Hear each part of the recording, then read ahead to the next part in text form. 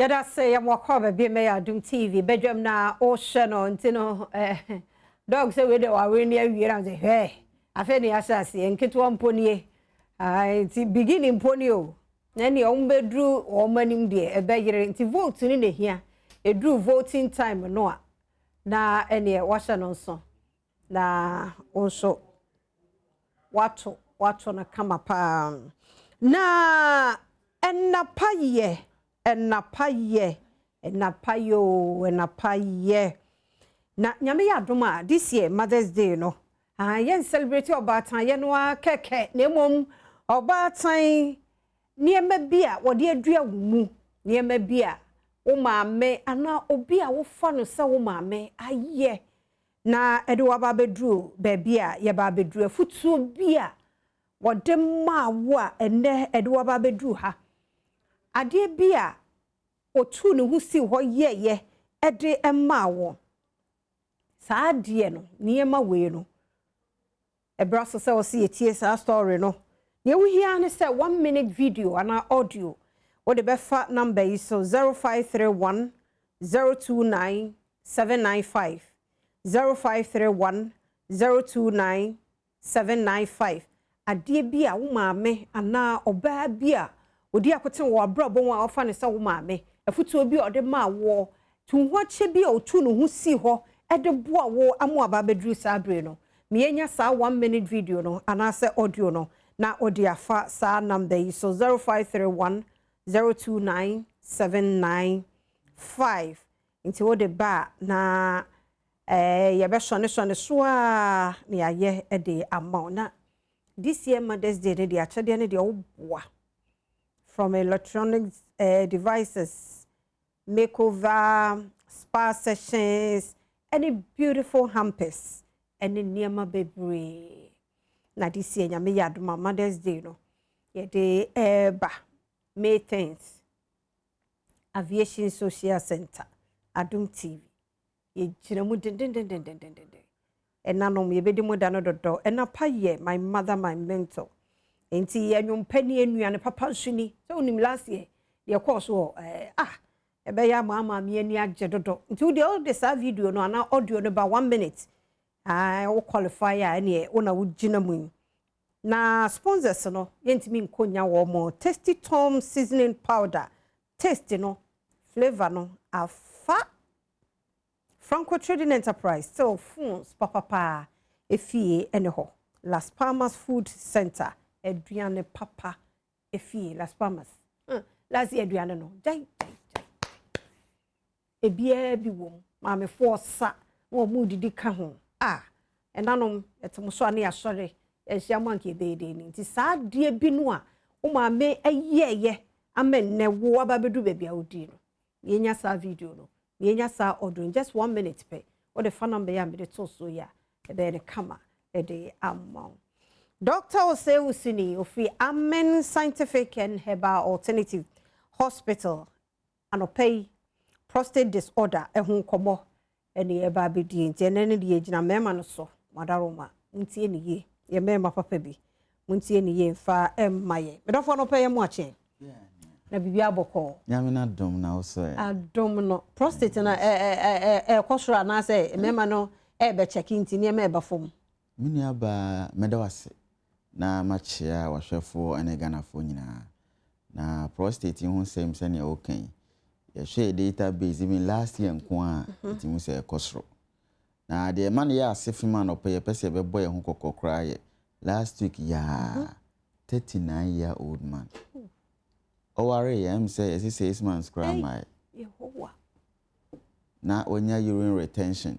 na se drum ben ya ojunso fam no emu asi because prostate na ekese dodo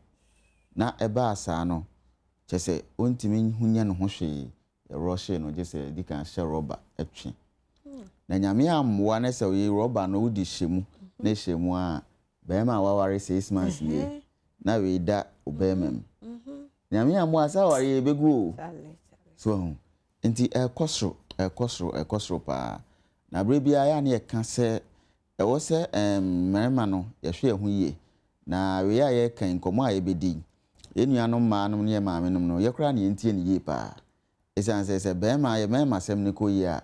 eni je no kura mu na mani je kese aha enti de ye kan se ade no ya akwa ese abrantie bia no abra wo nyini ko anim ne de prostate no kese nti unya cross 40 kokra de a na ese nti ekoyo ha abra wo de ne kese at a faster rate nti ene ebinim wo ha wo de no within short time na kakraka wow na afi de oje ne ho ba bia enye na prostate no akoya ade bia obinya ti prostate a ye ne se yare dada na mum no prostate na ankasa de nkenya yare organ be ma bia obi so won fa so pa na ahwe two main roles ye ne se produce fluid bi sa fluid no nutrients ahodo bi bre ne wom sa nutrients no ene nourish and sperm no enkwamo no ena afi so serve as medium of transport at the mass sperm no say juice into a mass sperm no enya bifa chese friction bia mem because slime ni ade na sperm netimi afemu kama akoma no akohye yinsen dise ko baso how bem na kese a na jese no de ekoye bibi foforo kra ehwemfoni ye da so ya o hwe healthy prostate na the eyes yellow bi eyes as a yellow and say aha brown bisa no o hwe left na normal when you very healthy dinka ekotu ase ya unse droben bi dem ba be fire be manim dinka sei na wo so obi ade ye na mo hwe de we ni fa so na unse the eyes yellow say brown unse eye kese in the moment kese no na kamia droben e jonso fam no de woni sro pe na emu ye kokko no eno ye urinary bladder jonso kruwa no the kidney na so ni moja ne so nyina wi enya jonso no na jonso na beguo nti ma na enya atenkase ye be gunsuo ti se ko ba se ye kese sei ne se sisa droben na no a na afi de jonso ne ntimi mba no nti na ba sa na emergency no kikirikirikiri na afi ye de rubber ko to be mem eno no ba am scientific anyame adaro ma ye twi jonso ne nyina wie no na afi ye de watu nro so na aboa bie kwan no na wasa agunsuo na ye mu be ahodo be miensa prostate mu hawo no de prostatitis prostate enlargement and prostate cancer prostatitis ne infection aba ho prostate ne ho na mu ahonho no okay eno na prostatitis and prostate enlargement no nature say prostate na ankasa yekese nse the difference between say ade ahonho no and say ade ayekese okay metu e betima akase ma yekese chese me mu ayedu and e betimi zo akase me na ahonho na ama honho no uhu nipa na obe say difference um ene obi afu na ahonho na ankasa saa so na yewo prostate cancer aya no de kokoram yare no ebi na aba prostate nim saa o hawo nyina yo hawo kese a se ba nyame amwa etimi de infection akese bi ba etimi ema sebe bema untimi ni agro mpaso wow hono na dia wara jaye bebre ne ba no na wan kasa no se koba se jonso ne ntimi ma efia hodu ebegina ni padua nim no enya asem kotoa na stroke volume no na se nsuo dudu ebegina omo no bedoso dodo nyame amo ebema pressure so akosoro so nti bema bia no abra wo ho na ewumu a jonso no unhu ni yie ase jonso no eba ntentem dodo kakra bia na akogu nsuo ana says odi okogu nsuo a na se bia kem within short time no asako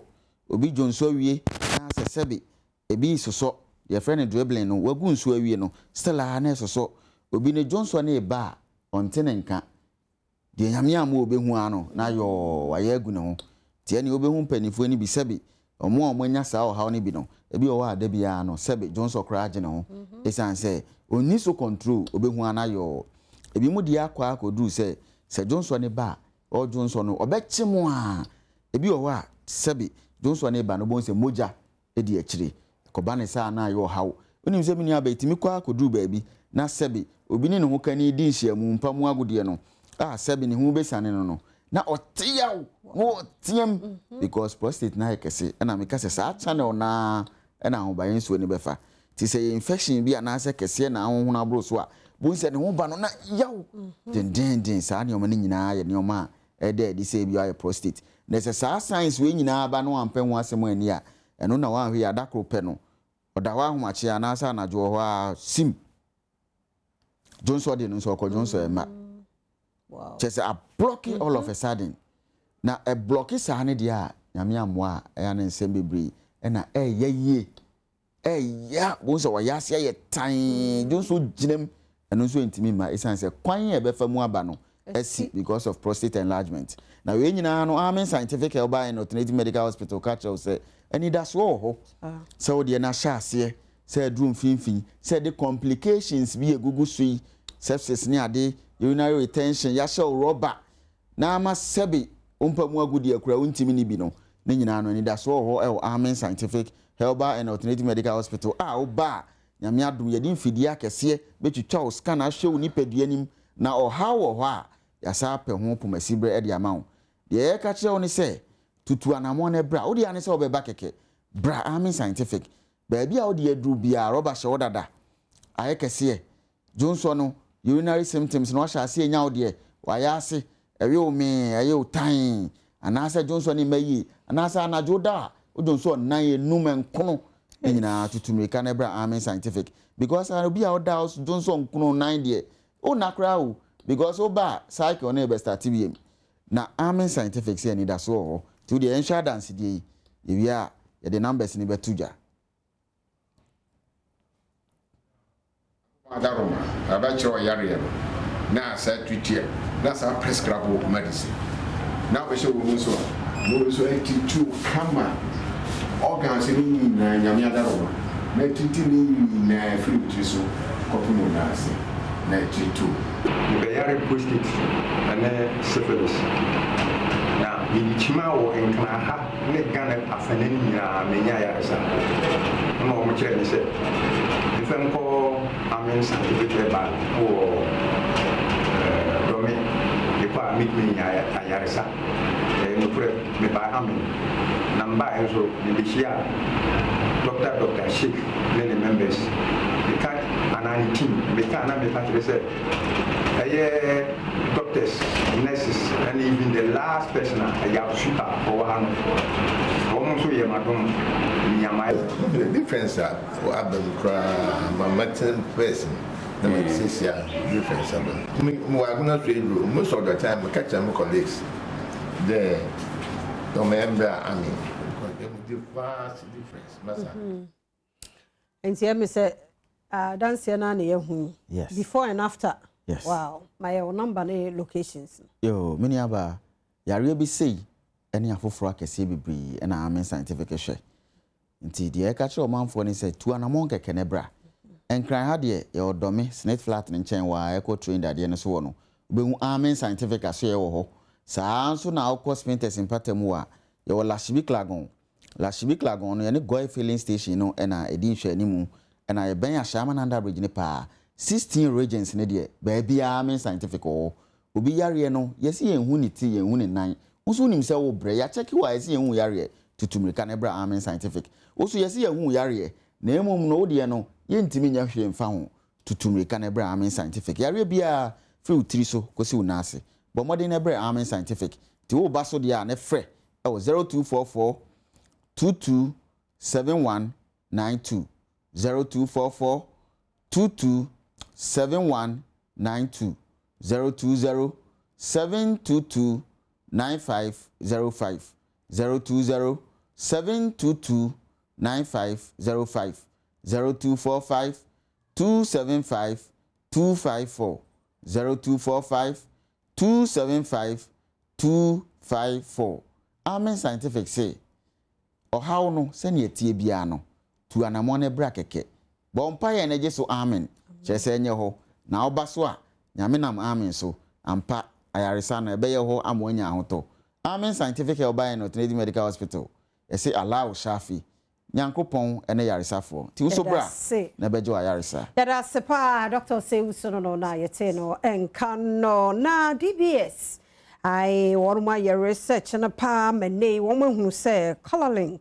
plus roofing sheet no eboa emoni so ade hunu wosa wodan no etimi edimu ye pa coloring plus roofing sheet eno hu se de bia neat hu feeling kekan bia krampon so so na womama 20 years warranty 20 years warranty se hu se fe de pa 20 years o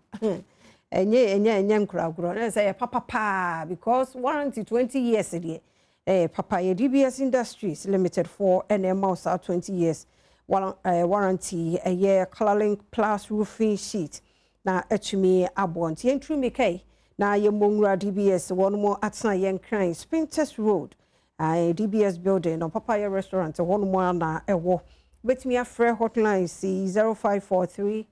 286 637 0543 286 637 and I betumi akọ factories Kumasi Tamale Takrade betumi afre number 050 600 4242 050 600 4242 Kumasi 050 600 4141 050 600 4141 DBS Industries Limited. We truly your roofing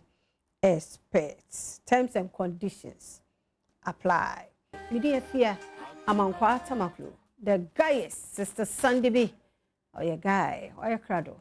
I was a pay etwaso.